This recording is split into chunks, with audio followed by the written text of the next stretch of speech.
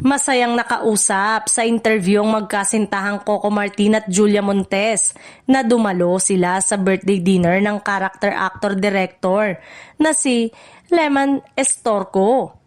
Ginanap ang selebrasyon sa Asador Restaurant noong Biyernes, January 2, 2025. Si Lemon ang nag-handle kay Coco noong nagsisimula pa lamang ang showbiz career ng aktor.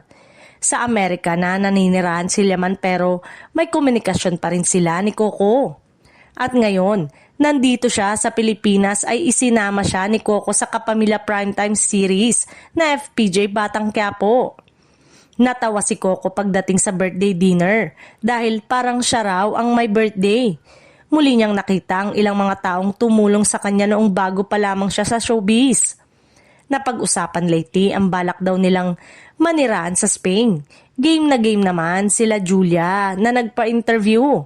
Pero safe lang ang sagot niya sa ilang issue tungkol sa kanilang dalawa. Napangiti ang Kapamilya Primetime King sa tanong kung totoong may binili silang property sa Espanya at posibleng doon na sila manirahan kung sakaling gusto na nilang iwan ng showbiz. Sabi ni Coco, kasi siguro madalas kami doon ngayon.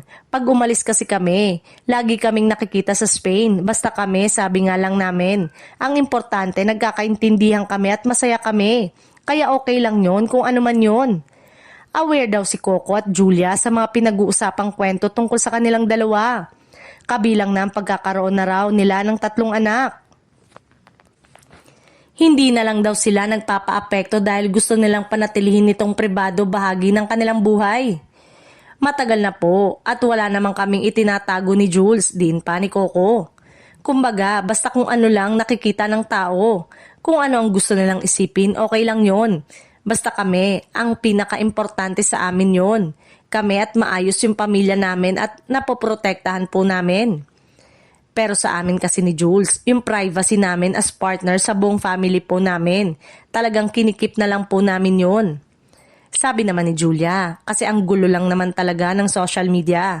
From the very start, yun naman talaga, kami as a person, mahiyain, private. Hindi dahil sa ayaw namin i-share, but because siguro pinag-iingatan lang namin kung ano lang ang meron kami. Hindi raw sila naapektuhan sa kung ano-anong pinag-uusapan tungkol sa kanila.